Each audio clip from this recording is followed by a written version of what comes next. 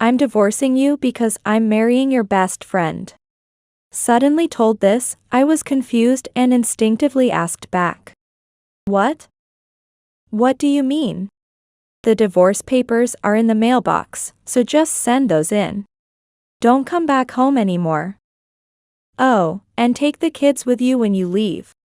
Suddenly being told about the divorce and being asked to leave the house, anger surged within me. Your best friend Sarah will prioritize me, the future president. Unlike you who undervalues me. It's only natural this would happen. My husband rarely paid attention to our family, hardly ever acting like a father should. Given his behavior, I had suspected as much. But it turned out he had indeed been gallivanting around. He was the son of the president and a manager, convinced he would be the next president. Which justified his actions in his eyes. Can you leave soon? My best friend Sarah, by his side, said this nonchalantly before throwing something at me. Ouch. What are you doing? When I looked at what was thrown, it turned out to be a bundle of cash. Here's $30,000 in compensation. I'm taking the spot of the future president's wife from you. The next moment, I couldn't help but burst out laughing. What are you laughing at? You've gone mad, haven't you? I couldn't contain my laughter seeing them, who knew nothing of the truth. Because, the next president is. I am a 35-year-old mother of 2 kids, a full-time housewife working from home. My son just started 1st grade, and my daughter was in kindergarten. I lost my father early and now work at the company his best friend, who is like a father to me, runs.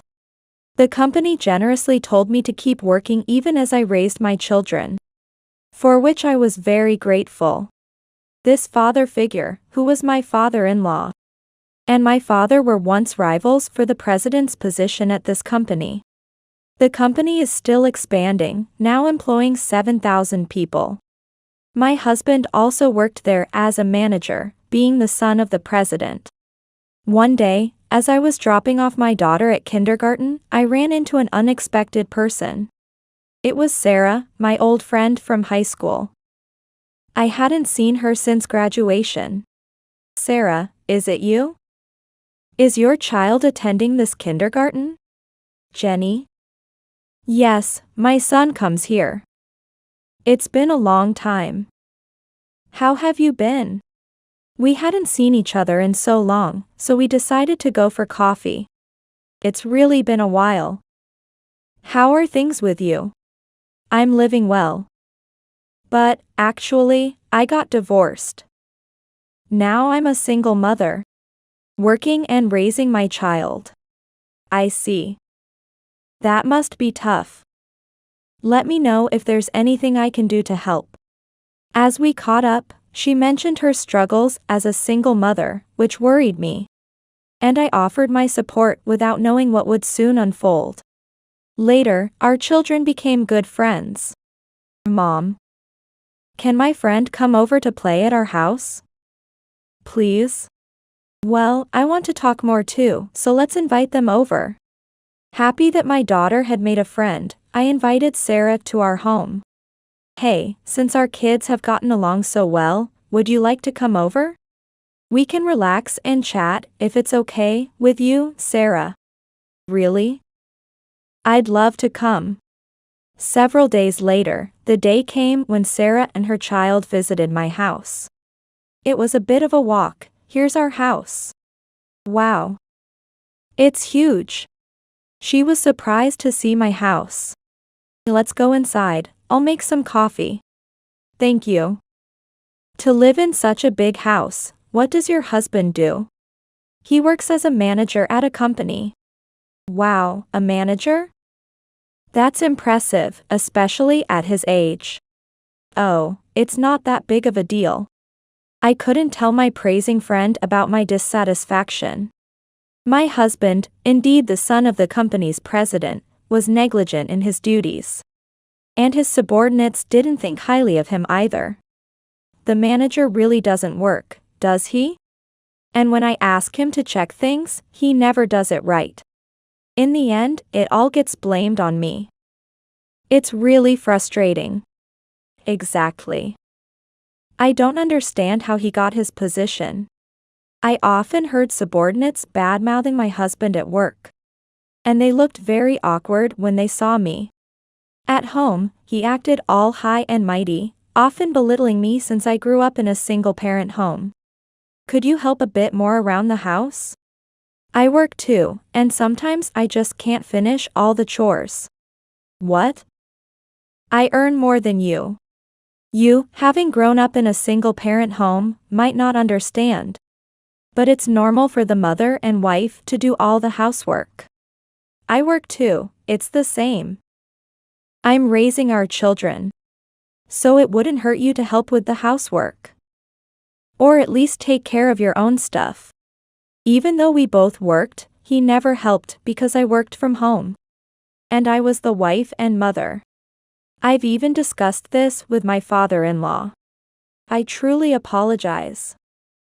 I've been hard on him, but he just won't listen. I really think I'm a failure as a father. I couldn't face your father. Please don't say that. Just listening to my complaints is enough for me. I'm sorry to trouble you with this. Both my father-in-law and I had been trying to get him to improve, both at work and home. But I was almost giving up. Even after many discussions since our son was born, nothing much had changed. My son, now old enough to understand, sometimes showed concern for me taking care of his sister. Despite this, I continued to manage teleworking, housework, and parenting. Sometimes I was truly exhausted, but my husband hadn't helped in over 6 years. I think it had been a good period to accept that my husband wouldn't change. No matter how much I said, he wouldn't listen or do anything. I was beginning to feel sick of it. One day, we went to a kindergarten event as a family. He reluctantly joined the kindergarten event, but generally, he showed no interest in our son or daughter. He only participated in the kindergarten event after persuasion from my in-laws. My son was sensitive to his father's attitude and quickly said, "Never mind," sensing his reluctance. I wanted to go out as a family of 4 or even 3. But when I asked him out and saw his displeased face, it spoiled my mood too. That's why we've only managed a few family trips. I really feel sorry for my son, now old enough to remember. As he grew older and started elementary school, he would have occasions to talk about family trips, and I hoped he wouldn't feel bad. As I was thinking about this, we arrived at the kindergarten. Everyone was excited about the event. Then, Sarah approached and started a conversation. "Good morning. Let's enjoy today." "Oh, is this your husband?" "Good morning. Yeah, let's enjoy. And this is my husband." It was the first time she was meeting my husband, so I introduced him. In front of her, I only mentioned that he worked at the company run by my father-in-law to uphold his image.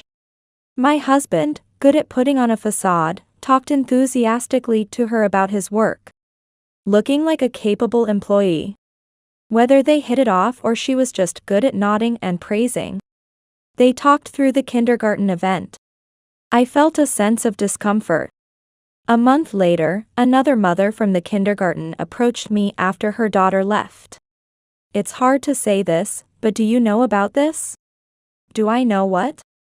Looking at her smartphone screen, it was Sarah and my husband.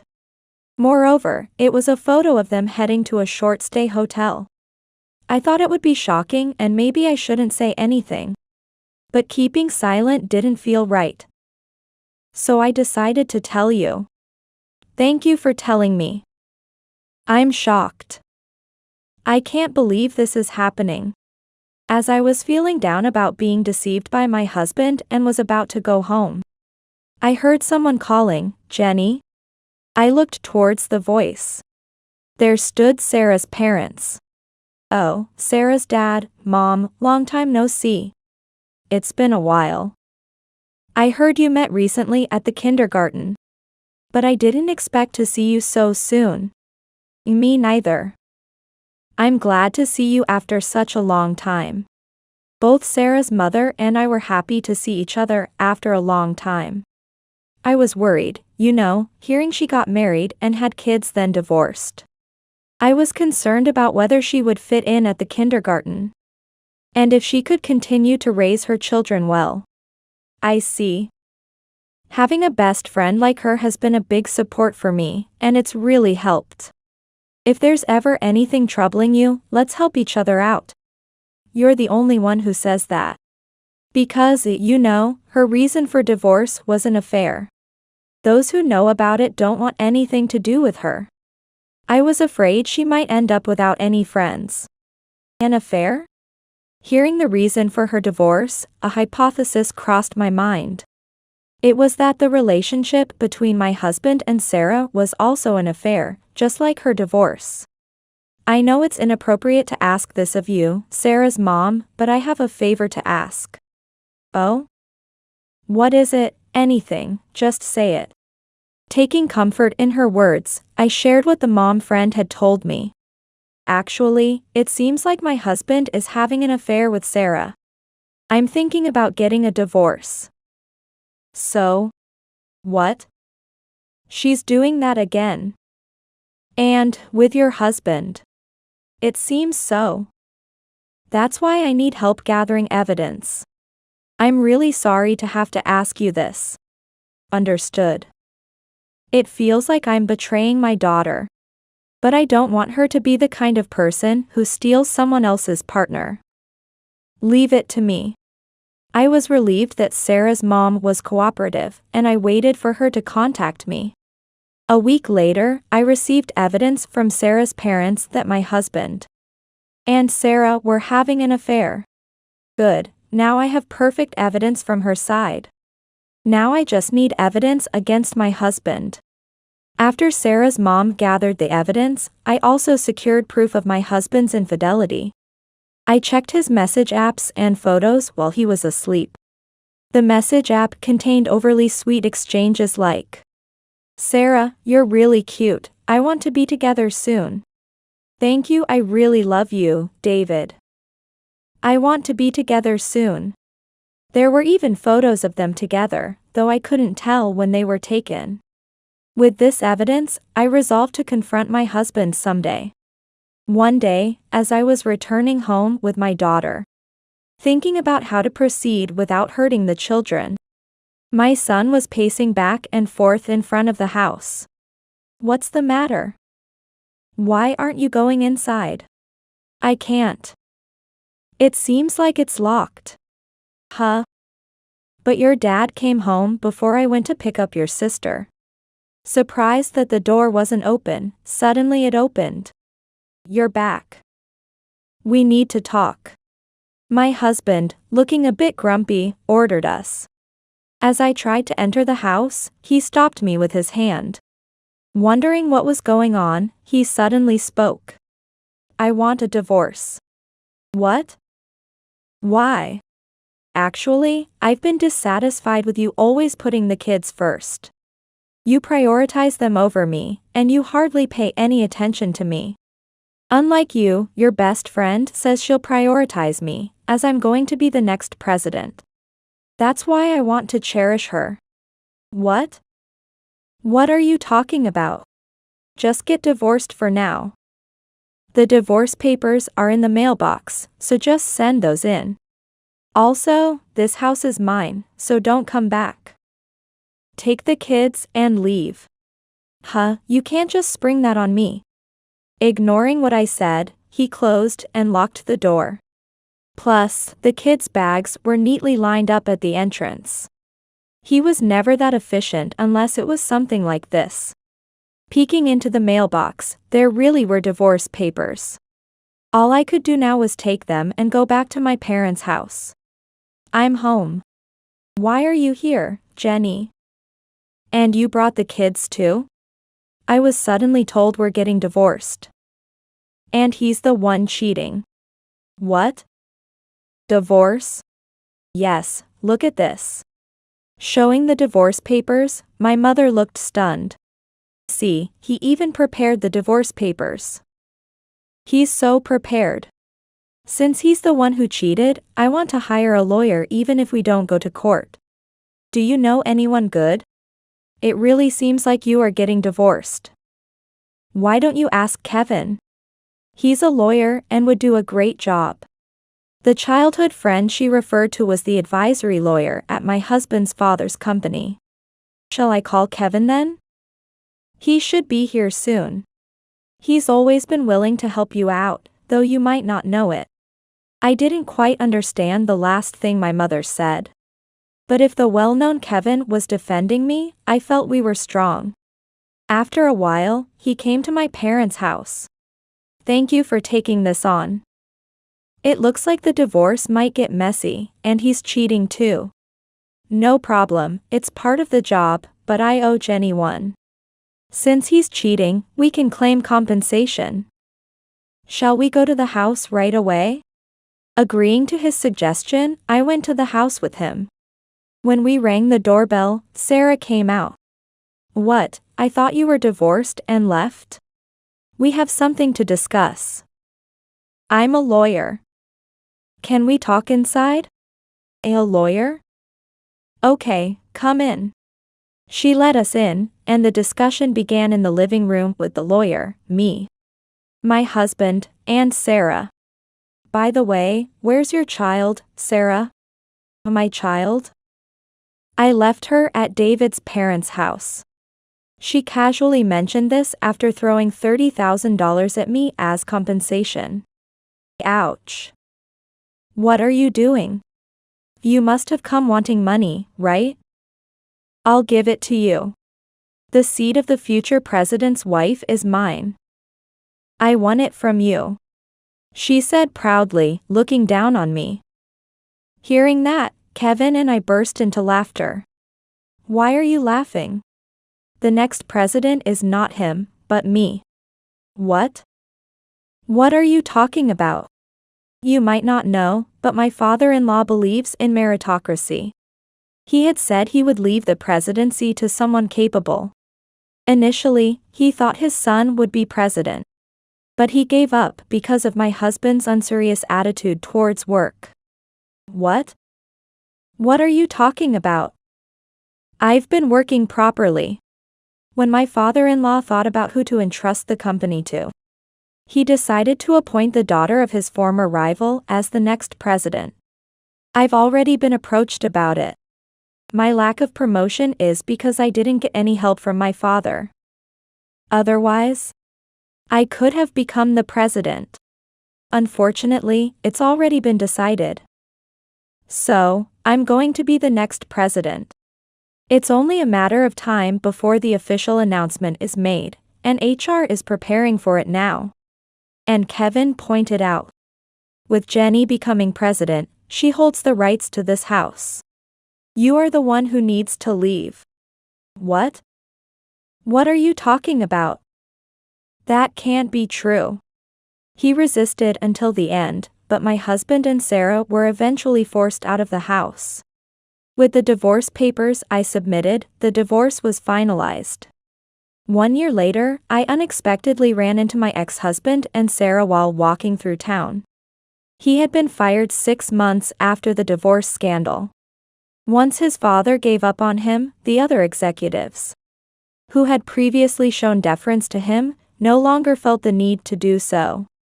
Consequently, he was put in a less important role, commensurate with his actual abilities. Normally, he would have been encouraged to resign, but out of a final act of mercy, he was reassigned to a less busy department instead. I really should ask you to leave. But I plan to have you work in a department where there isn't much going on. What? Why do I have to go there? There's no way I can demonstrate my abilities in such a place. I've always hated being here anyway, I'll quit. There's no company in this world that can harness my abilities, so I'm going to start my own. Driven by pride, David resigned. Afterwards, he attempted to run his own company, but it failed quickly. None of his business endeavors were successful. Furthermore, Sarah was a spendthrift who did not do housework. She had also been divorced by her previous husband for cheating and falsely claiming her child was his, which had left her paying compensation. Thus, she remarried my ex-husband for his money, having no funds herself. My ex-husband and Sarah ended up in debt due to their failing company and spendthrift habits, eventually resorting to predatory lenders. Realizing this, he pleaded with me to remarry him. Please, let's try again. No, that's impossible. I've already remarried. What? Remarried? To whom? Who I'm married to doesn't matter. For your information, I married the lawyer who was present during our divorce proceedings, having known each other since childhood. The lawyer and I began seeing each other more frequently. And eventually, we developed romantic feelings. You've been seeing me a lot lately. We didn't meet this often before, so why all of a sudden? Because I like you, of course. I've had feelings for you for a long time, but you never noticed. I thought I had been protecting you all the time. And then you suddenly went and married someone else. Shocked by his casual confession, I agreed to date him because of the support he provided during difficult times and the trials we had faced together. Furthermore, when we started dating, Kevin confessed he wanted to remarry. If we're dating, there's one condition. I intend to marry you and grow old together, so be prepared. Feeling a bit embarrassed by Kevin's straightforward manner, I felt hopeful that this time I could truly be happy with him. However, a nagging doubt lingered. I remembered my ex-husband complaining about our child-centered life, which made me uneasy. Thank you. I'm really happy you said that. I look forward to our future together. But you know, you're suddenly going to be a dad to 2 kids. Are you sure about that? Of course, I'm sure. I want to marry you. I've been harboring these feelings for a long time. I understand raising kids is hard, but if they come to see me as their father, I'll do my best. Being able to openly share his feelings, I could imagine a future where I could marry Kevin, a lawyer, and feel truly happy. Having remarried Kevin, my ex-husband and Sarah were issued a restraining order by him. Please never show yourself in front of Jenny again. We will enforce a restraining order. If you ever come close, we will take legal action. After that, predatory lenders suddenly took away my ex-husband and Sarah. Help! As they appealed to us while being taken away by the lenders, I continued to grow the company I inherited from my father-in-law, with discussions even starting about opening an overseas branch. With work in my life with Kevin and the kids, I was truly living fulfilling days.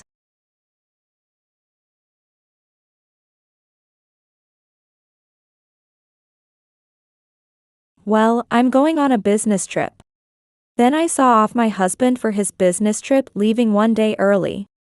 I was left behind in a living room scattered with clothes such as a suit and socks, which my husband had messily taken off late the night before when he returned home. I wish he would tidy up a bit, but he always leaves it as is. When will he ever properly tidy up? As I was reluctantly about to tidy up my husband's suit again, I picked it up, and at that moment, 2 folded pieces of paper fluttered from the pocket to the floor. I wondered what these papers were. I couldn't ask him since he had just left for his business trip that morning. I thought they were some sort of note. Curious, I picked up the papers and looked inside. And something totally unexpected caught my eyes. A filled-out divorce form and a travel itinerary with his affair partner. I couldn't believe such things fell out of his pocket. The shocking content momentarily stopped my thoughts, but my mind soon calmed down. As I looked at the itinerary, a good idea came to mind. A trip, huh? Sounds nice. Maybe I'll join in. He even left the itinerary at my fingertips. I couldn't pass up using it. Smirking to myself, I immediately began preparing. The betrayer would bear a fitting consequence. My husband had no idea what was about to happen. I am Jessica, an office worker in my 30s, living with my husband, Scott. Before we were married, my husband used to take me on dates and was a wonderful man who cared about even the smallest things for me. I had a good impression of him and decided to marry him. But once we started living together, the man I knew was nowhere to be found. Housework is a woman's job. You do it, Jessica. It's not a man's job. Besides, I'm tired, so leave me alone. My husband never did any housework, and on weekends, he would either laze around or go out on his own. The considerate behavior he used to show me was nowhere to be seen. Dissatisfied with the reality that just increased the amount of housework for two people, I tried to talk about at least sharing some simple chores, or spending time together on either Saturday or Sunday, but he would get angry, saying, "Are you trying to steal my free time?" No matter how many times I told him, his attitude did not change, and eventually, I gave up on having couple time with him. Misunderstanding that I no longer had any complaints because I stopped talking. My husband began to come home late more often due to overtime and drinking parties. The frequency of his business trips was also increasing. Before, he used to complain that work was bothersome and he wanted to come home quickly. But now he worked overtime without complaining, which felt strange. Once, late at night, my husband returned home smelling of women's perfume on his suit. I thought it was strange and asked him what it was, but he just made an unpleasant face, saying, "It's just the smell from the nightclub where I entertained guests. Stop nagging me." And he quickly went to take a bath.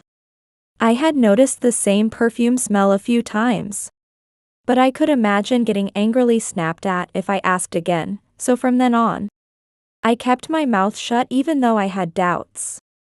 Overtime and entertainment are part of work. So I convinced myself it couldn't be helped and intentionally distanced myself from numerous suspicions. I wondered if there was any meaning in continuing to be married to him in such a situation. Maybe I'd be better off not thinking about unnecessary things if I were away from him. However, he was my husband. I wanted to cherish that relationship. Yet, I couldn't stop thinking about divorce. Then it happened on a Saturday. Well, I'm going on a business trip. I need to arrive one night early. Then I saw off my husband that morning.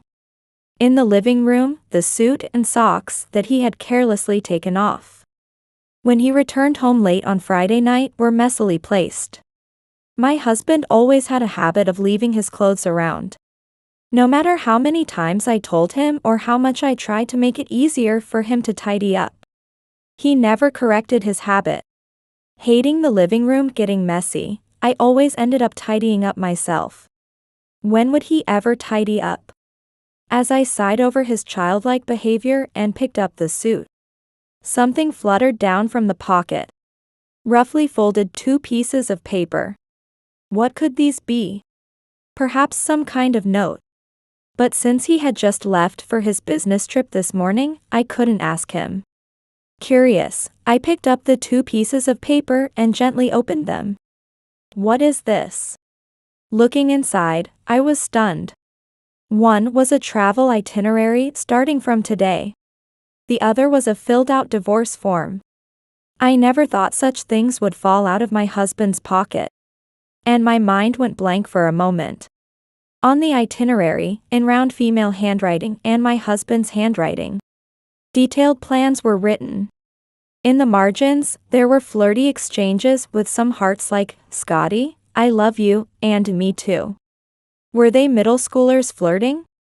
I couldn't bear to look at their exchanges. In shock from the betrayal, I inadvertently crumpled the travel itinerary in my hand. The scent wafting from the paper was the same as the perfume that had been on my husband's suit. He was indeed having an affair.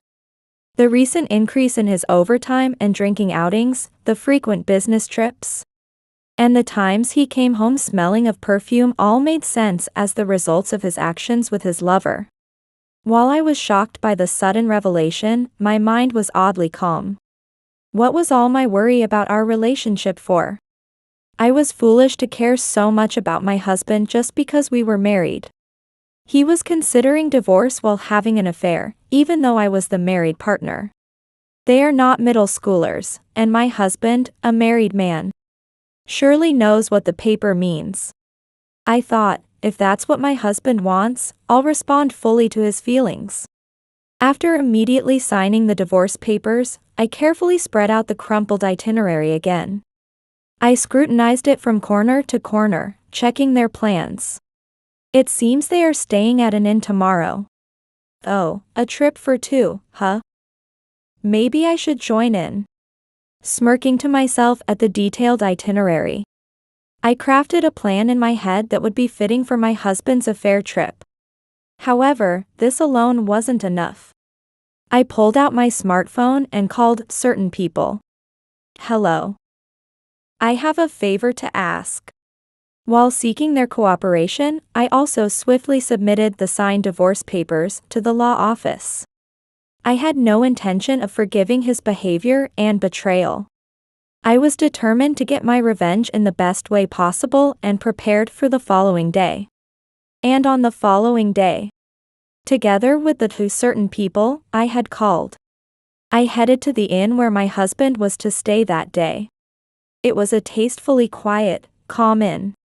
Since getting married, I had never gone out with him, let alone stayed together at an inn.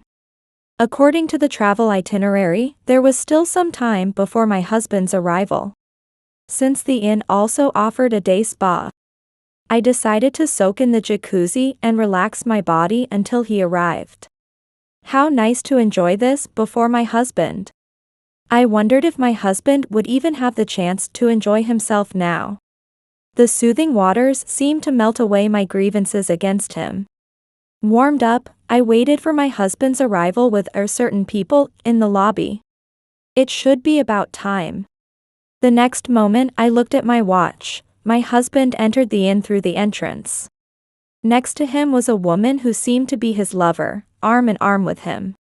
However, before I could act, the two people beside me, seeing my husband, rushed towards them with fierce expressions. Scott, what on earth are you doing? I'm so disappointed in you, doing such stupid things. My husband flinched as the two suddenly appeared and expressed their anger. Dad? Mom too, why are you here?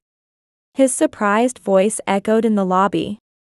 Actually, the people I had called right after discovering the affair were my in-laws. When I obtained the travel itinerary with the affair partner, I asked them if they would join me in a plan to discipline my husband. Apologizing to me, saying they were truly sorry, and being deeply angry about my husband's affair. They readily agreed to come to the inn. My husband was visibly shaken as I approached him with a smile. Oh, isn't that Scott? What a coincidence. This is where you're staying for your business trip, huh? It's a really nice inn. Jessica. Catching sight of me, my husband was speechless. It was impossible for me to be there. That was the look on his face. Ignoring his stunned expression, I pointed at the woman still arm in arm with him. Hey, who is this woman next to you? My husband was taken aback by my question. His eyes darted around, and with a strained smile, he answered nervously. Oh, just a colleague. Since it's a business trip, naturally we're together. Really? Arm in arm with just a colleague? You must be very close. Almost like lovers. With a sweet smile, I pointed out the forced excuse. In a panic, my husband tried to shake off the lover's hand. But she clung tightly to his arm, unable to let go. Next to my clueless husband, the lover twitched in response. Despite her cute appearance, she glared at me with a growling voice. Could it be, are you Scott's wife? Yes, I'm Scott's wife. The lover recognized me as the wife and suddenly shrieked nastily, calling herself Katie. You're the bitch who won't agree to divorce? Just break up already. Scotty doesn't like you anymore. He only loves Katie. How shameless can you be, causing so much trouble? What did she mean by not agreeing to divorce? Probably my husband had told her something, but it no longer mattered to me. We're dating. So, the pest should just divorce quickly and disappear from Scotty's life. Scotty is going to marry Katie. She laughed triumphantly, blatantly admitting to being the lover. My husband tried to deny it, saying that's not true, but it was too late. I had all but obtained the evidence. Apparently, my husband intended to marry the girl next to him. I decided to tell her the truth. Don't worry, Katie. I have already submitted the divorce paper yesterday. So, surely within a year, Scott and I will no longer be husband and wife. With a refreshed expression, I informed her, and she jumped for joy. Really? Then I can always be with you, Scotty. She rubbed her cheek against my husband's arm and looked at him happily. However, my husband's demeanor was different. Divorce. Are we really going to divorce? Despite the lover's intense gaze, my husband muttered in disbelief. I nodded emphatically, affirming the truth. Yes, it's true. It's fine, right? Since you're going to marry Katie. Wait, the divorce was a joke, right? It's a lie, right? My husband approached me unsteadily. Scotty? Why are you so flustered? What do you mean by a lie? What should have been happy news about being able to marry was disrupted by my husband's apparent shock at the divorce. The lover felt the oddity as my husband tried to approach me, pulling on his arm to hold him back. She questioned him sharply, but my husband, dazed, did not respond. You signed the divorce papers in front of me, right? You said you only wanted Katie, right? You said you wanted to divorce quickly and marry me. Why are you shocked about the divorce? The lover berated my husband, but he ignored her shouts, forcibly shook her off, and grabbed my arms, pleading. Jessica, can you explain what's going on? I can't keep up, let's talk. Is there really anything left to talk about now? Katie has just told me everything about your feelings. It's good for you, isn't it? You can get divorced from me and marry Katie. Please, I'm begging you. Let's talk, just this once. My husband, clinging desperately to me, pressed in. His pathetic state seemed to cool my warmed body. Watching him, my in-laws sighed deeply and pulled him away from me by the back of his neck. Enough is enough, it's pitiful. Continue this at home, understood? With anger in his voice, my husband finally closed his mouth. We couldn't bother the inn any longer. So we decided to pay the cancellation fee and discuss further at my in-laws' house. While the lover, not wanting to leave the inn because she had come all the way, whined about wanting to stay, my husband calmed her down and sent her home, leaving just my husband, me, and my in-laws for the discussion. My husband shrank under the cold stares of the three of us. For my husband, it was like being in hell. I was the first to break the silence, explaining how I found the itinerary and divorce papers falling from his suit pocket as I tried to tidy it up, and how I signed and submitted the divorce papers to the law office. My husband was sweating profusely, his face tormented. When did you start cheating? That is? He hesitated, and seeing him fall silent even now made me lose my patience. I reached out my hand towards him. Show me your phone. Now, I demanded without letting him object. Reluctantly, he unlocked his smartphone and handed it over. And I immediately checked his messaging app. The app was full of flirty exchanges, just like those written in the itinerary. Just looking at them was infuriating. But I managed to keep my cool as I scrolled back through the history and discovered their relationship had been going on even before we got married. Truly the worst kind of husband. He must have been enjoying his time with his lover all along. However, it was my mother-in-law who was more furious than I after seeing the smartphone. What on earth are you doing, even though you have Jessica? Explain yourself properly to her. Furious, my mother-in-law slammed the table, causing my husband to cringe. He started to speak in a trembling voice as he awkwardly looked at me. It was just supposed to be a division of roles. Jessica is good at housework but nagging. Katie isn't good at housework but she's cute. So, I thought of Jessica as the housework person and Katie as the healing person. When you're tired, you want comfort, right? That's all Katie was. His absurd reasoning was almost too much to bear. I was treated entirely like a housekeeper. Did he think it was okay to just compensate for each other's strengths? Katie called me a bitch who wouldn't agree to a divorce. What's that about? We've never even discussed divorce before. That's because an ex-girlfriend who wouldn't break up with me just submitted our marriage registration and moved into my house, and wouldn't let me divorce. His grand fabrications were too much. It seems he truly believed he could fool anyone. The reason I was so despised was apparently because of this story. An utterly troublesome matter. Noticing my icy gaze, he hurriedly started making excuses. The divorce papers were just a dummy to reassure Katie, because she kept pressing for a quick divorce. They don't reflect my feelings at all. Did he think that just because it was a dummy, it wasn't a problem? The very act of writing an actual divorce paper for his lover as a reassurance was already problematic. That divorce paper wasn't serious. I would choose Jessica if I had to. Can we withdraw the divorce? Please, let it be. My husband knelt on the floor and continued pleading, looking down. I squatted down in front of him as he lifted his head. Look up, Scott. Jessica. He hesitantly raised his face and I smiled kindly at him. Seeing my smile, he seemed truly relieved and reached out his arms to embrace me. Who did you say was the housework person?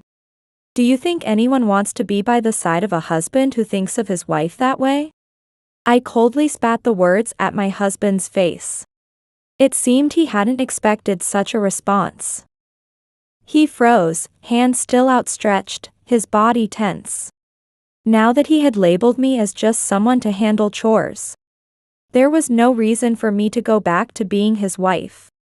I will never retract the divorce. Why don't you have Katie, your healing person, heal the wound of divorce? Goodbye. I could never forgive him. Disgusted by my husband's naive hopes, I left his parents' house without looking back at him as he crumbled. The following day, my husband called me. It turned out that rumors of his affair had spread throughout his company.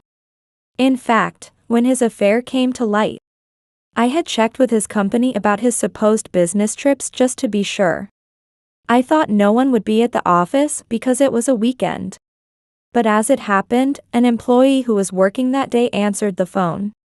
Since there was no business trip, I hinted at his affair by saying to the curious employee, he often disappears saying he's on a business trip. Perhaps because of that, by the time my husband went to work, rumors of his affair had already spread widely.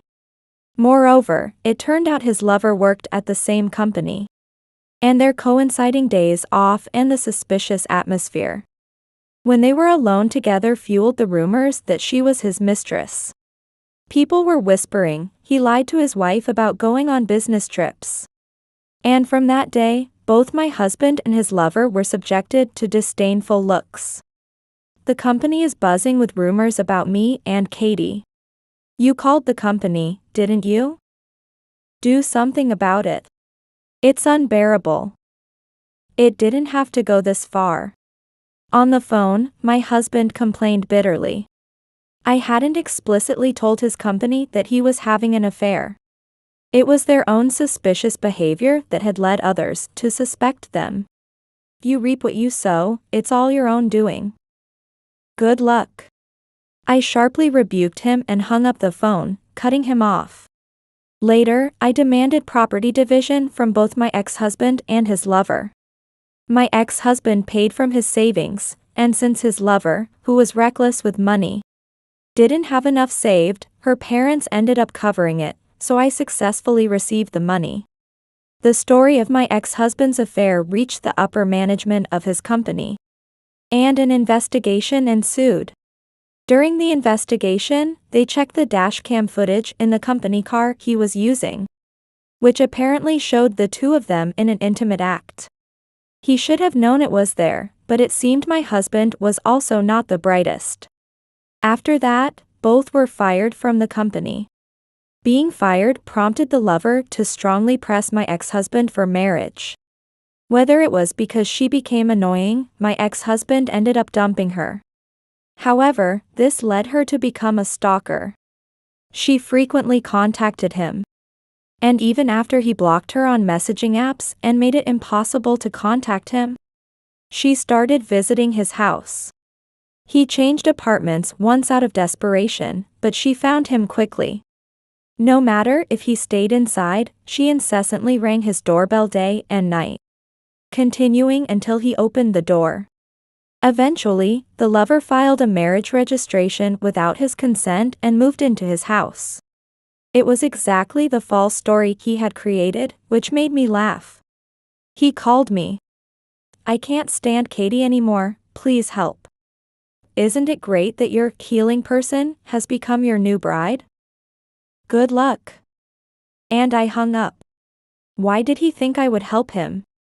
I immediately blocked his number, stopping any further contact from him. Finally feeling relieved that my relationship with my ex-husband was over, I thought maybe I could take a break from romantic relationships for a while. Deciding to focus more on work than romance for the time being, I am now working diligently.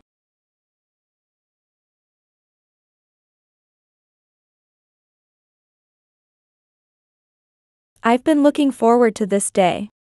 The day we could live with my parents in our new house with a garden. By the way, you're now the caretaker for my parents starting today. Christina, make yourself useful for us. I married Keith 5 years ago, but I could never have imagined such vile words from him back then. My husband once comforted me through my lonely life. And he taught me the wonderfulness of living with family. Not a trace of that kind man remained. As I casually surveyed our new house and its surroundings, I noticed several men walking and a woman using her smartphone. Unperturbed, I spoke to my husband as if conducting a business transaction. It's great that you can live with your parents. Well, I won't be living with them, though. And don't worry about caregiving, I've already arranged for that. What? You're not living with us?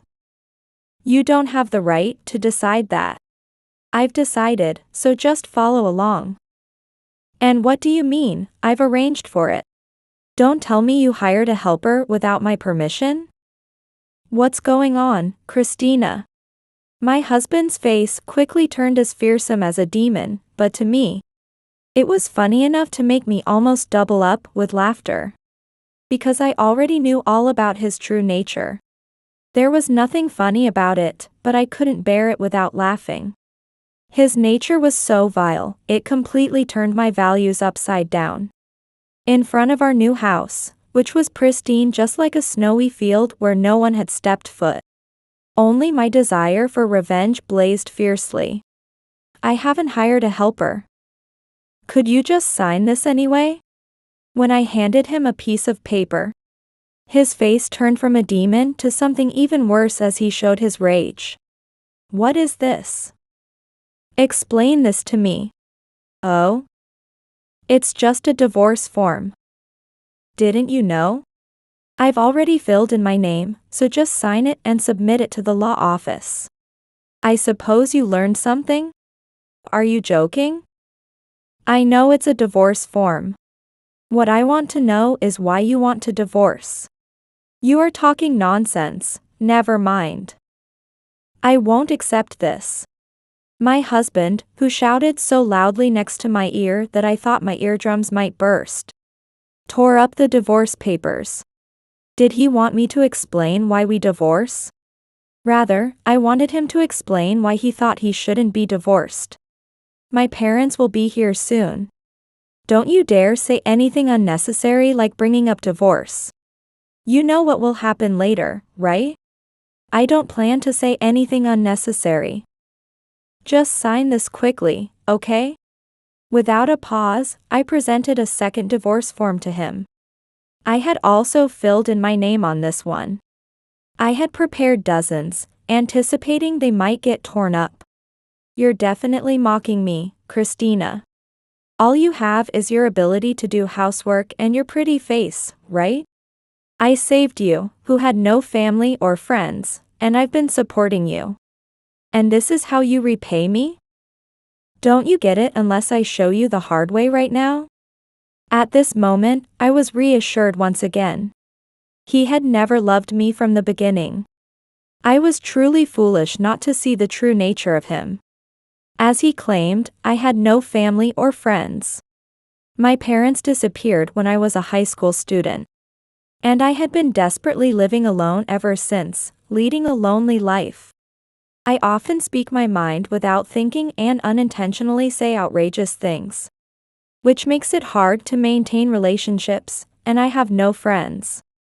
The only conversations I had were with colleagues and my boss at work. But they got transferred, and I couldn't talk to anyone anymore. It was my husband, who is right in front of me now, that accepted me like that. My husband, who was often away on business trips, always cared for me when he was home. My life drastically changed, but the moment I realized I was being deceived by him, only intense regret and emptiness remained. What's with that look, Christina? Don't you get it unless you see the hard way? Come on, answer me. Maybe you're the one who won't understand unless you see the hard way?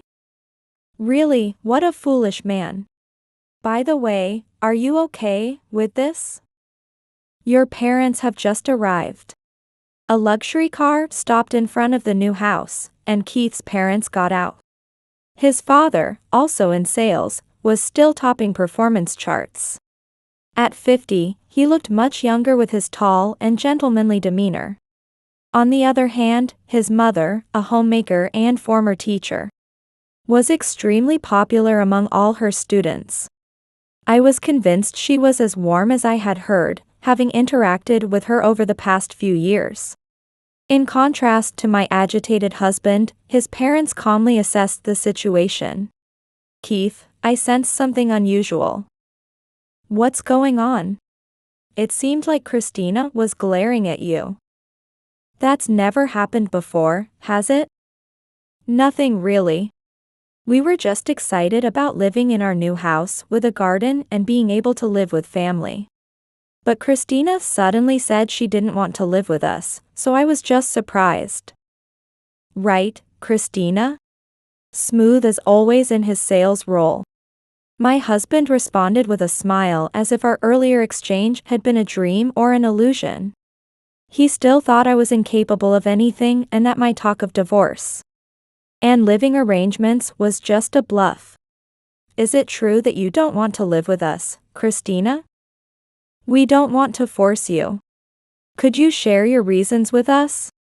Keith told us that you wanted to live with us. Is there some misunderstanding? We won't blame you, just let us hear your feelings, okay? Facing their caring smiles, I felt terribly sorry. But they needed to know, so I resolved to tell them everything. I'm sorry, Father and Mother. I can't live with you. Because I'm divorcing Keith, right here, today. As soon as I confessed to Keith's parents, my body started trembling slightly. Although I had no problem when I confronted Keith. Revealing everything felt like betraying their kindness. Thinking that, I suddenly felt scared. Divorcing Keith? What do you mean, Keith? It must be serious for Christina to say this. No, Dad, don't take it seriously. There's no way we're getting a divorce, partly because, we have just bought a house. It's just that the change in environment has made her mentally unstable. It's not the first time Christina has been unstable, right? Once again, my husband responded with a sales smile. But my unusual behavior did not convince my father-in-law. Taking a deep breath, I steeled myself again. I thought, if I don't say anything now, no one will be happy. It would certainly make my in-laws sad. Let's all go inside the new house for a moment. Then, I'll explain everything. All three nodded quietly, but only my husband showed me his true colors with a warning look. Don't say anything unnecessary. We entered the new house and sat down in the living room facing each other. My husband and I opposite his parents. After taking a deep breath, I stated the facts. Regarding us living together, I was not informed at all by Keith. And another thing. I found out that Keith married me to make me take care of his parents. Although my in-laws had kept their smiles to prevent me from feeling uneasy, their expressions changed drastically at my words, more out of confusion than belief. They had never seen Keith's true nature, and believed he was serious about his work and dutiful as a son.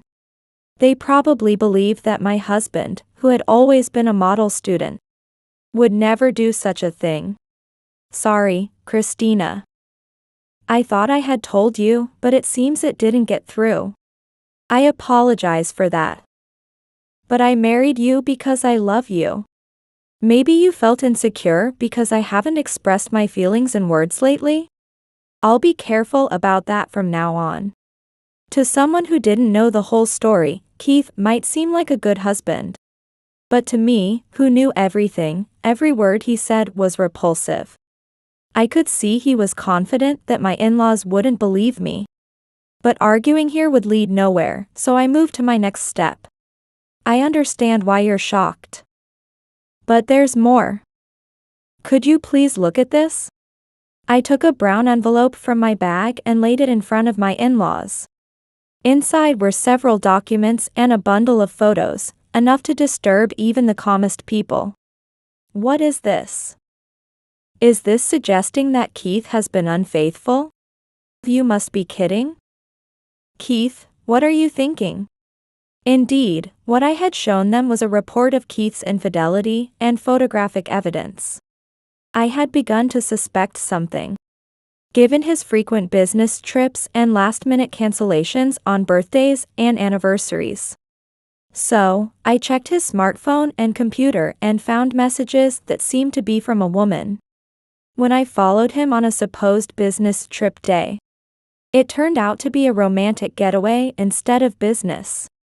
I initially considered hiring a detective, but once I discovered who his mistress was, I realized that I could do the investigation myself. In the process of monitoring my husband, I discovered that he married me to care for his parents. Just as I was about to explain this, Keith interrupted me. I haven't cheated on you, Christina. You must have followed someone who looked like me or made up the evidence. Anyway, it wasn't me. Mom, Dad, I deny it. No, Keith. With a lot of evidence like this, it's hard to believe you at once. I don't want to believe you would cheat, but this evidence is overwhelming. The man in these photos is unmistakably you, Keith. It's unthinkable that Christina would fabricate this. What are you talking about? Believe what your son says. I don't recognize the woman in the photos, and Christina must have gathered this evidence, right? Christina, correct this. Keith kept denying everything, telling lies and excuses one after another. I knew his struggles only made my next move stronger. This was all within my expectations. Keith, you really don't know the woman in the photo? You can't take back those words, okay? Yeah. I'm not lying. I don't know any such woman. Before Keith could finish his sentence, the doorbell rang. A visitor to our newly moved-in house? Everyone, except me, thought it must be a mistake, assuming it would be a delivery service or something. Ignoring Keith's attempt to return to our conversation, I went to greet the visitor at the entrance and led the person into the living room where everyone was. Keith's face turned ashen instantly. My in-laws repeatedly looked back and forth between the photo and the visitor. Keith, I'll ask again. Do you really not know the woman in the photo? She's the same person here, right? Why is Rachel here? Christina, what have you done? Keith showed the greatest disturbance of the day as his eyes darted around and he started to sweat. I understand that well. Rachel, the woman currently in front of us, is my husband's affair partner. And I was the one who called her here. When I told my husband that I wouldn't be living with him in front of our new house, I saw several men walking and a woman using her smartphone. That woman was Rachel. She was positioned out of my husband's sight, so he couldn't have noticed her. The reason why my husband's affair partner was near our new house is that I had asked her to be on standby. It's confirmed then, Keith has been lying. By the way, I know Rachel very well. She used to be my colleague. When I was working, the only people I talked to were my colleagues and my boss. And Rachel was one of them. I conducted the investigation into the affair myself because I could easily track Rachel. And it wasn't necessary to hire a detective. I also learned from Rachel that the reason Keith married me was to make me take care of his parents. Keith told her everything, looking down on me in the worst ways. Never imagining it would backfire like this. Rachel, why did you just show up? You know it's going to cause trouble, right? I'm here because I genuinely want to marry you. If you want to marry for his parents' care, I'm happy to take it on. I came to tell your parents that. Everyone was astounded by her words, but her sincerity was evident to me alone, as she loved Keith genuinely. Rachel got transferred because she was following her boss she had feelings for at the time. In a way, her straightforwardness was admirable. Which is why I was drawn to her and started talking to her. However, it was clear that she needed to consider the feelings of those around her. With Rachel's arrival, the room was surrounded by the strange atmosphere, which shifted significantly, thanks to my in-laws. So Keith, everything until today has been a lie? Do you even realize what you've done? I'm disappointed in you, Keith. Apologize to Christina and take responsibility. Depending on your answer, we may disown you today. Disown. Mom, wait. Dad, let's calm down, right? The typically gentle and kind in-laws were on the verge of physically attacking their son in their anger. My in-laws, who always speak so gently, seemed like completely different people. No, that's not it. It's precisely because they are kind. They can empathize with others, unlike my husband or his affair partner. That's why they can get so angry on my behalf. Moreover, their anger is out of concern for their son. If they truly didn't care about someone, they wouldn't even bother to get angry. They believe their son will acknowledge his actions, apologize, and change his ways. However, Keith easily trampled over my in-laws' feelings with his next words. I'm tired of pretending. Everything's out in the open now, so I don't care anymore. Well then, let's just get divorced. I'll pay the property division and remarry Rachel. Lucky you, Mom and Dad. Rachel says she'll live with you and take care of you. At that moment, a sharp snap echoed through the new house. When I looked toward the sound, I saw my mother-in-law trembling. Seeing her raise her hand to someone was an unprecedented sight. What do you mean by get divorced and pay the property division and then remarry? Do you not realize how awful what you've done is? Christina always said. Keith saved me. I want to repay Keith. And what now? You married Christina just to make her a slave and then discard her when you're done? Isn't that what family is? Mom and Dad, you were always busy with work and left me alone, right? I thought it was tough, so I followed Dad into sales, but it's easy. I even have time to see another woman. Mom, you cared more about your students than me, right? Now you're just a homemaker who can't do anything, so don't complain to me. Such nauseating words spewed out to his own parents. My in-laws looked like they were about to hit him, but they were frozen in place. They would never neglect their son, but from his perspective, that's how it felt. Perhaps my in-laws also felt guilty for making their son feel lonely. Yet, I knew I must never accept Keith's behavior, and with that thought, I threw my final words at him. You can curse me all you want. But I won't allow you to make your parents sad. Understand? Keith. What you've done will surely come back to haunt you. Don't expect help when that time comes, be prepared. Yeah. Whatever. Are we done talking? Hey, Rachel, I'm hungry, let's go eat. Oh, but first, I need to sign the divorce papers. Christina, hand them over. I'll take care of it. Keith, are you sure? Your parents said they'd disown you. It's fine, I have you, right? I can live without my parents. I tried to repay them by arranging for someone to take care of them, but they're getting angry. What's that about? Bye. Fools. Don't ever show your face again. With that, Keith forcibly pulled Rachel and left the new house. My in-laws tried to follow, but he quickly got into his car and drove off, leaving them standing in shock. Christina, we will make our son take responsibility. Could you please wait a little longer? If our son turned out this way because of us, and he made you suffer, then it's our fault. No, that's not right. Keith acted on his own will. So, it's Keith who is to blame. And please don't worry. He's already stepped into the end of his life. There's nothing more you need to do.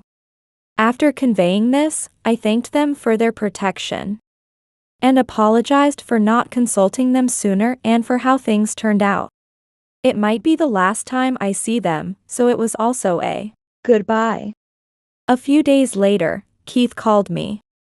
His voice was full of despair like never before. Christina, please help me. I really didn't know anything. What didn't you know? That Rachel was already married? Or that her husband is connected to the mafia and is now after you because you took Rachel? Or maybe all of it, all of it. I didn't know anything. Why didn't you tell me? And Rachel's husband is apparently your former boss from your company. You knew everything from the start, didn't you? Correct. During my investigation of your infidelity, I reconnected with my former boss. When I told him about Rachel's cheating, he was furious. It seems she didn't even know her husband was connected to the mafia. She tried to escape and then thought she could be protected by you. What?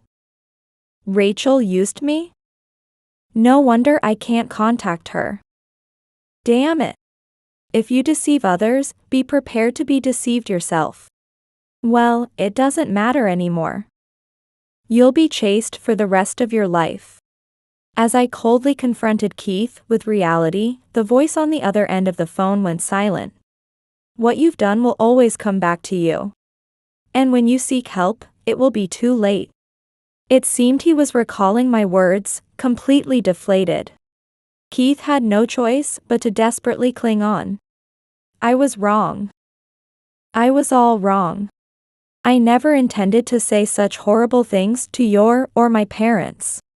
I truly regret deceiving you. Christina, please, He's your former boss, right? Can't you talk to him? Maybe he can fix this? It won't work. People's feelings aren't that simple. Even if it could be fixed, I won't help you. My only wish is for you and Rachel to suffer in hell. Enjoy the worst life possible. I hung up without waiting for a response and immediately blocked him. I could stay updated on his life through my former boss. No problem. I planned to monitor him until he fell into ruin. Keith would probably beg his parents too, so I needed to keep an eye on that. Soon after, he was forced to quit his job and disappeared from his hometown. My former boss intended to pursue Keith to the ends of the earth. Even if I'm arrested, I'll make him take responsibility. It's not about taking his life, just settling things. He said with a laugh, but his eyes weren't smiling, so I didn't know whether it was true. What I know now is that Keith can no longer lead a decent life. Meanwhile, I decided to visit my in-laws before starting to live alone. There, I heard something I never expected. Apparently, during a business trip, my father-in-law had gathered sightings of people who looked like my parents. I had given him their photos, and he used his spare time during the trip to ask around. We felt that you wanted to meet your parents. It might have been nosy, but we wanted to do something. My wife suggested it. Of course, it's up to you, Christina. If you want to meet them, we are glad to accompany you. Thank you very much. I don't know how to express my gratitude. But I won't go to meet them. I've been thinking. What does family mean to me?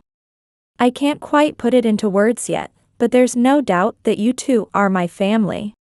Will you continue to be my family? Of course. You may have divorced Keith, but you're still our daughter. Maybe like a friend with an age gap? If so, I'd be happy. Though I faced many hardships, I'm fine.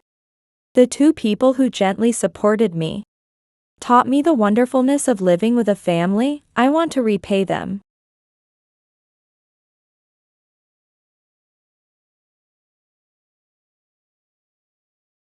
Listen, I finally have the heir I've always wanted, so I'm divorcing you. My husband happily reported this to me.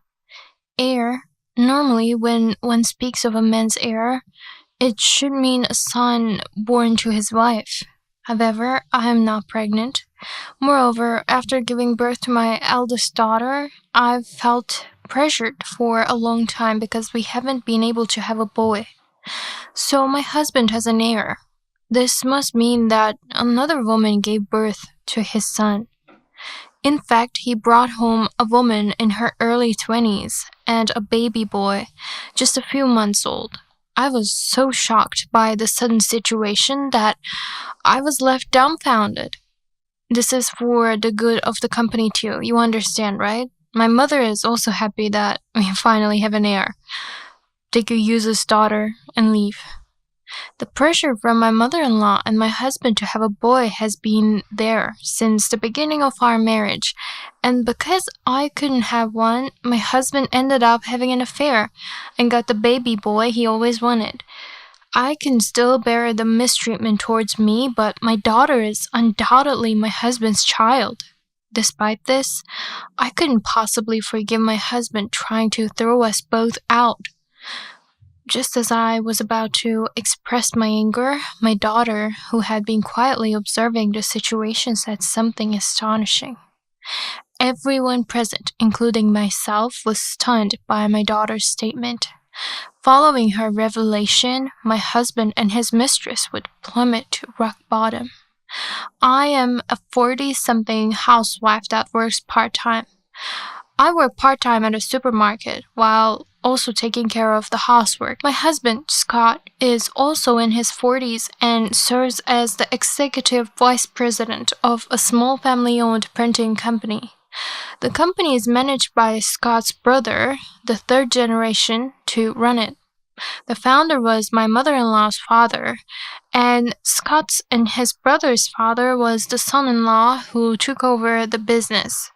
As a result, my mother-in-law has a strong sense of family lineage and has always been particularly hostile towards me, making my daily life difficult. When a distant relative who managed accounts fell ill and had to take a sudden 2-week leave, I offered to help temporarily because I had accounting experience from before I was married, but they wouldn't allow me, a non-family member, to be involved in a family business. Honestly, I don't know how far the term family extends. Am I not considered family because I'm married into it? Moreover, my mother-in-law also showed extreme favoritism towards her son. She adored Scott to an extreme, and even though she was opposed when his brother was set to take over the company, it was actually their father who was managing everything. After observing how his sons conducted business and their relationships with clients, he finally convinced my mother-in-law to let the older brother inherit the role. Scott's brother married in his late 20s and lived with their family due to being the heir, but they struggled to have children. The pressure from my mother-in-law was intense, and his wife was constantly berated and insulted for being infertile. In her late 40s, my sister-in-law finally saw my mother-in-law give up on the idea of grandchildren, but she continued to face harassment for not having children. Scott's brother would admonish his mother from time to time, but she was stubborn and refused to change her attitude. Scott and I, who got married around the same time as his brother, were in our early 20s, but it wasn't until our late 20s that we had our daughter Angela. We had been pressured to have children ever since our marriage, and there were times I thought I might have a nervous breakdown. When I found out I was pregnant, I was incredibly happy. However, once the pregnancy was confirmed, the next question was always, when will we know the sex? They only wanted a boy. I can still remember the disappointed looks on my mother-in-law's and Scott's faces when they found out the baby was a girl. My mother-in-law, despite being told repeatedly that the baby was a girl, prepared boys' clothing and even tried to choose a boy's name on her own. I gradually began to feel like a failure for not being able to have a boy, and I unfairly blamed my unborn daughter for not coming as a boy. But that ended the day I first felt her move. The moment I felt her presence inside me, I knew I had to protect her no matter what, and I resolved to be a mother. The harassment from my mother-in-law continued, and Scott didn't even come to the hospital on the day of the birth. I gave birth to Angela alone. When my mother-in-law saw my daughter for the first time after I was discharged, her only comment was, "Make sure the next one is a boy." Life became even more difficult after Angela was born. Between caring for a newborn and managing the household, I had nearly sleepless nights. Scott, of course, didn't help at all. In fact, just over a month after the birth, he was already pressuring me for a boy. I was too exhausted from child rearing to have the energy, and when I refused, he became sullen and troublesome. As Angela grew, we were still unable to conceive again, and Scott gradually became more distant. Now that Angela is in high school, Scott and I barely talk. Scott and my mother-in-law never participated in any of Angela's celebrations or ceremonies. Scott would forget his own daughter's birthday, go out drinking, and come home completely wasted. It was heartbreaking to see young Angela waiting for hours for her father, surrounded by cake and lavish meals.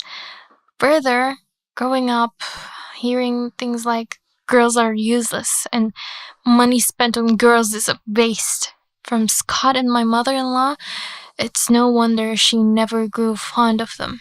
Now, Scott is just a roommate to us. Meanwhile, as my brother-in-law and his wife had no hope of conceiving, my mother-in-law began pressuring me in my early 40s to have a boy. It was already a difficult proposition due to my age, but the marital relationship was so broken that having more children wasn't even an option.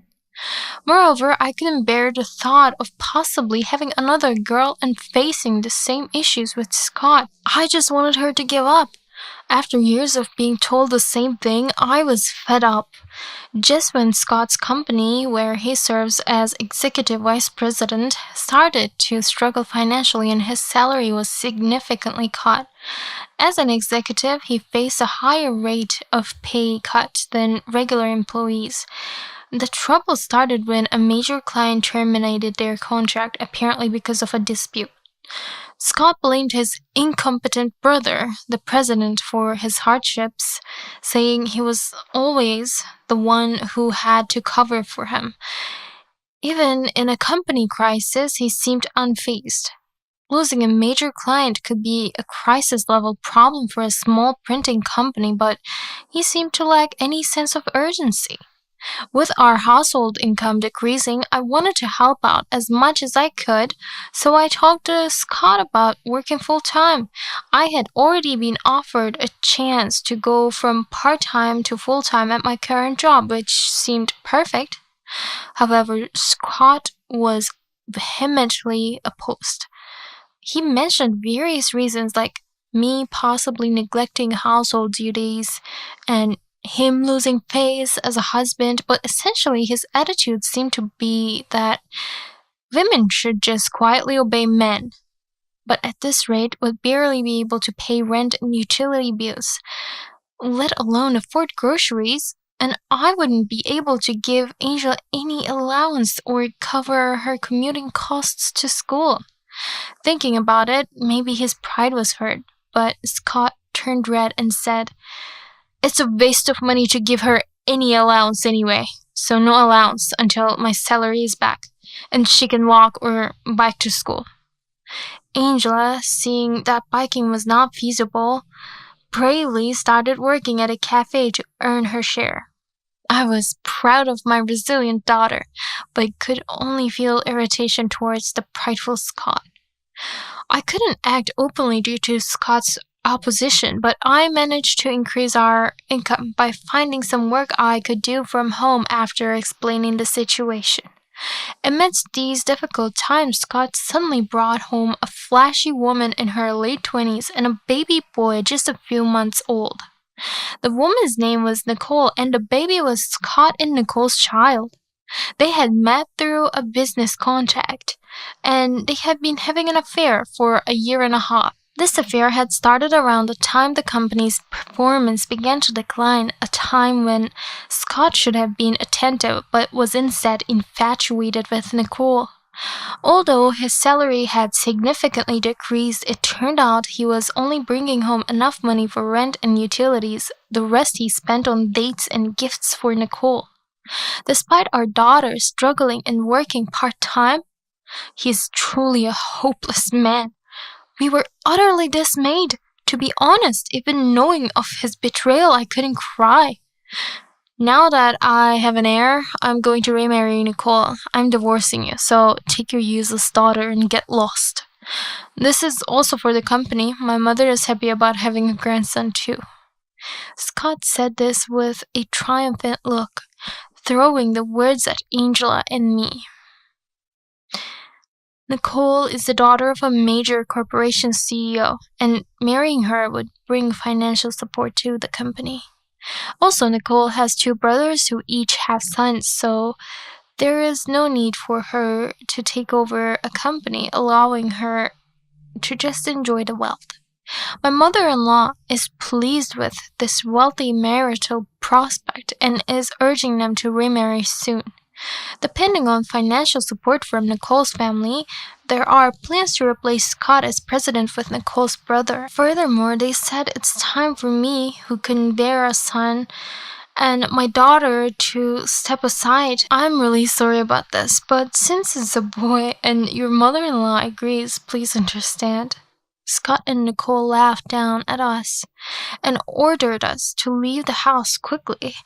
In any case, I couldn't continue with him, So divorce or whatever was fine, but it was frustrating to think why we had to be treated this way, and I bit my lip. I felt sorry for Angela to have such a father. Then Angela, who had been silent watching the situation, spoke up. I might not be one to say this, but I think you should reconsider remarrying her. Well, it's fine if you really think she's the one. Angela started to say something but stopped. It wasn't just simple opposition to the remarriage. She said it differently, but Scott, oblivious, flew into rage at her comment. What? What are you being so cheeky about? Angela quietly met Scott's gaze, sighed, and began to speak. That woman, she's always hanging all over a college guy at my part-time job, and it's the talk among the employees. It turns out Angela knew Nicole from before. Nicole was a regular at the cafe where Angela worked and often came in acting like lovers with a college student. Apparently Nicole is quite arrogant to the cafe staff, never looking them in the face when ordering, so she probably didn't recognize Angela. Scott seemed quite shaken by Angela's words. That must be some relative she's tutoring, right? To put it nicely, Nicole doesn't look like someone who could be tutoring a college student. It seemed a highly unlikely interpretation to me. Yes, that's right, he's a cousin, though he's a bit younger. Nicole, flustered, agreed with Scott. It seemed she was hiding something she didn't want to be known.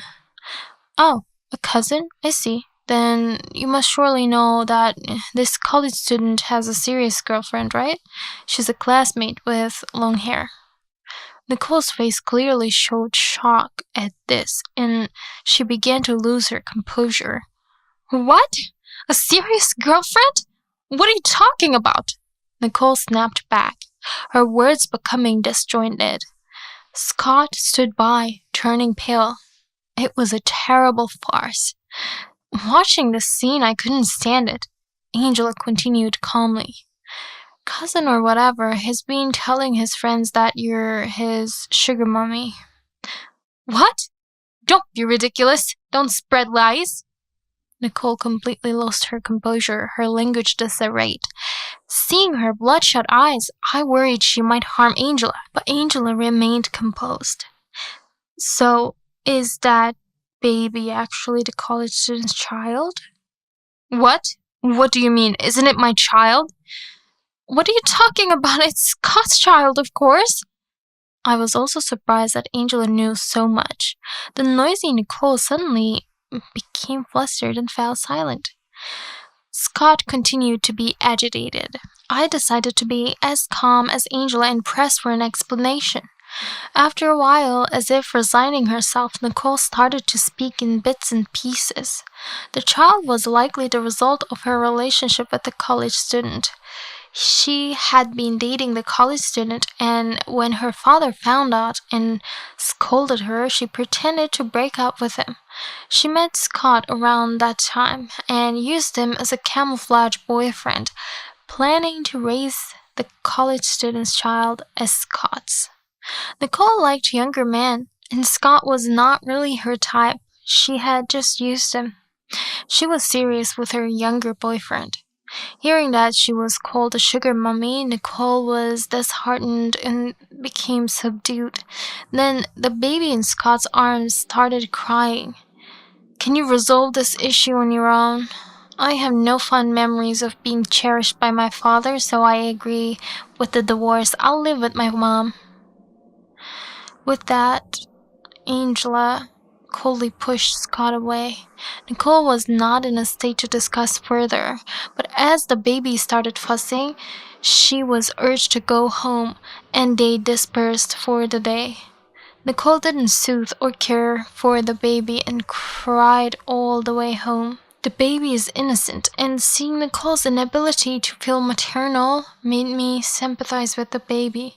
Scott had no choice but to leave the house and temporarily return to his parents' home. Later, Scott came home alone. Firstly, the child turned out not to be Scott's. After our discussion, a DNA test was conducted, and it showed that there was no parent-child relationship between Scott and the child. It is unclear whether the child is Nicole's and the college student's, but there is no doubt that Scott was merely used. Scott seems to have broken up with Nicole. Nicole really loved the college student and wanted to have and raise his child, but she decided to claim the child was Scott's due to her father's opposition and her belief that she should not ruin the future of a promising college student. The plan was to marry once and raise a child. After the college student became a working adult, Nicole intended to divorce Scott and remarry the college student. Moreover, their relationship had started while he was still in high school. They had been involved since he was a minor.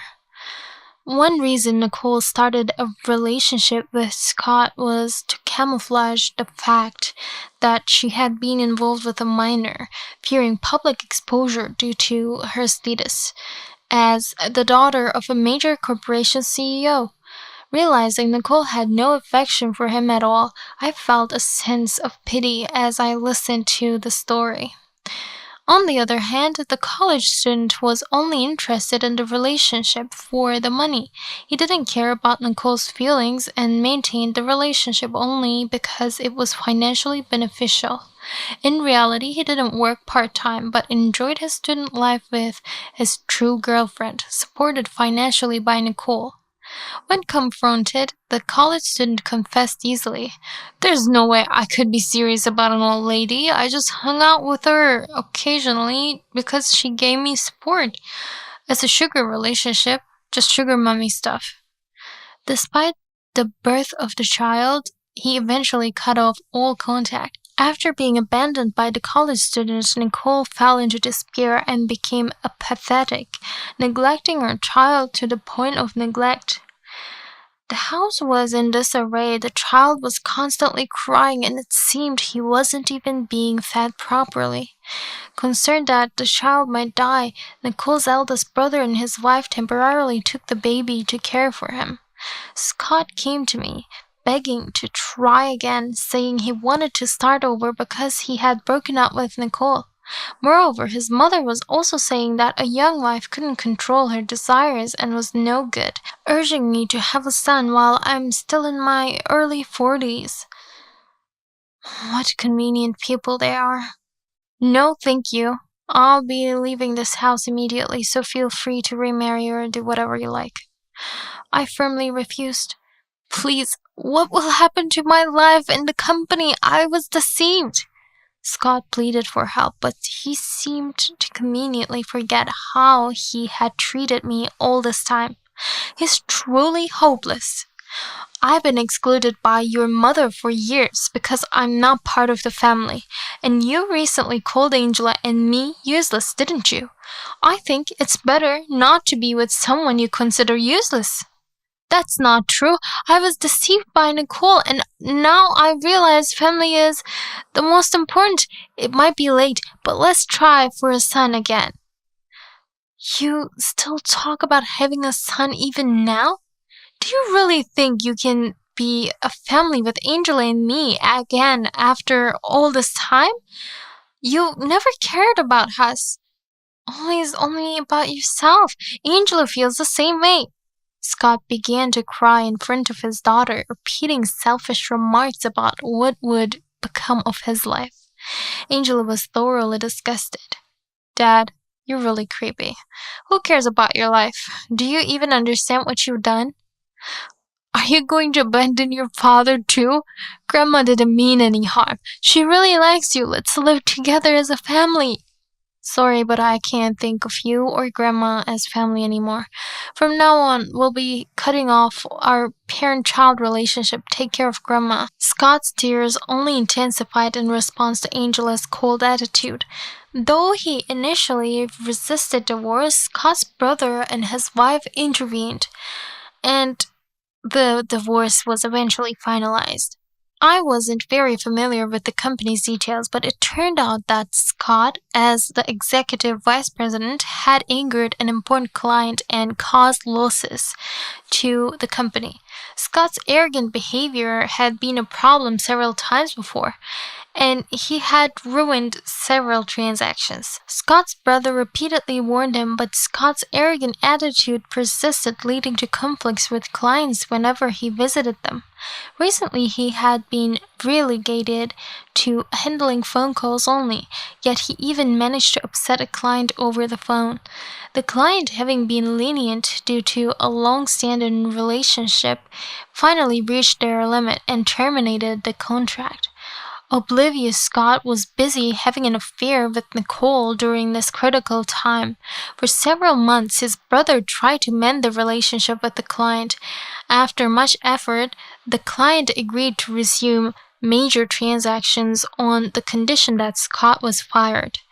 The client acknowledged the relentless efforts of Scott's brother and promised even more orders than before, now that Scott was no longer with the company. Without hesitation, Scott's brother fired him.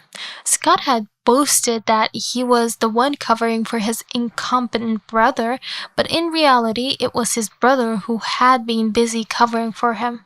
Scott would visit clients and then go to play slots or leave cigarette butts in the client's parking lot, exhibiting problematic behavior even during crises he had caused. His brother was exasperated and took the opportunity to fire him. Thanks to his brother's efforts, the company escaped bankruptcy, but Scott ended up unemployed. Having never really worked properly and having no skills, Scott struggled to find a job. His past work attitude and arrogant behavior towards clients meant that no acquaintances were willing to hire him. Given his age, reemployment was not easy, and he now juggles several part-time jobs to make ends meet. As for his mother, the stress from the company's issues and the revelation that Nicole's child was not Scott's led her to increasingly lash out at her daughter-in-law, intensifying her mistreatment. Eventually, Scott's sister-in-law fell ill and had to be hospitalized. Despite being cared for by Scott's brother and his wife, his mother maintained her arrogant attitude, stating during the sister-in-law's hospitalization that she didn't care what happened to a daughter-in-law who wasn't family and couldn't have children. This enraged Scott's brother, and he evicted their mother from their home. His mother, surprised by her usually gentle son's actions, only began to apologize after being kicked out, but it was too late.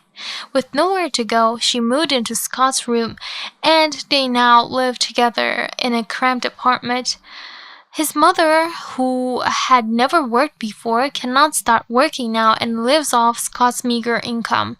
Despite their changed circumstances, her sense of money remains unchanged, leading to constant arguments as she spends his income. Now that there is no daughter-in-law to mistreat, she has become even more meddling towards Scott. His mother insists, reconcile because it looks bad. A father should be present for his daughter, and you shouldn't separate due to parental issues. Make your wife work full-time and manage the money. Scott is evidently fed up with these demands. Struggling financially, I decided to demand compensation for emotional distress and child support from Scott as if to add insult to injury. Scott seemed quite flustered, apparently not expecting to be asked for compensation. At first, he insisted he couldn't pay, but after understanding from a lawyer that his refusal wouldn't hold, he came to negotiate with me directly. With little income and living with his spendthrift mother, he called me almost in tears, asking if there was any way to reduce the amount or make installment payments. However, I plan to leave everything to the lawyer, and given how he has belittled us in the past, I have no intention of listening to any of his requests. Angela also said, we should get everything we're entitled to. It's not right to lose out. Dad shouldn't have it easy either. She's really a sensible daughter. I can hardly believe that Scott, who is barely getting by on part-time jobs, has the ability to pay, but I intend to have him pay the full amount over however many years it takes.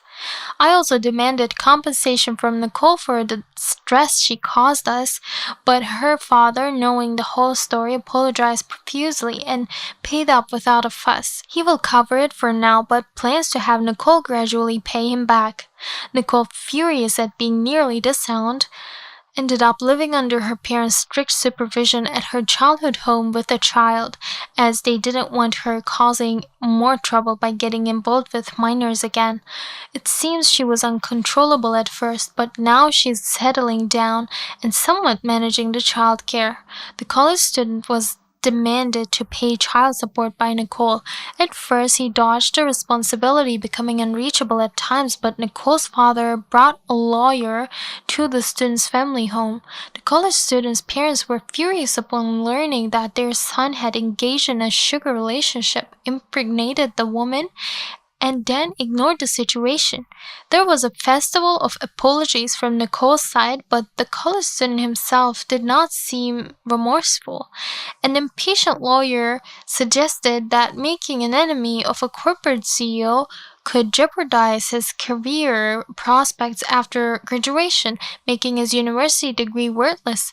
Realizing this, he reluctantly agreed to pay child support. Concerned about their social standing, the college student's parents also agreed to be responsible and initially covered the child support, which he would repay from his wages once he started working or from his part-time earnings.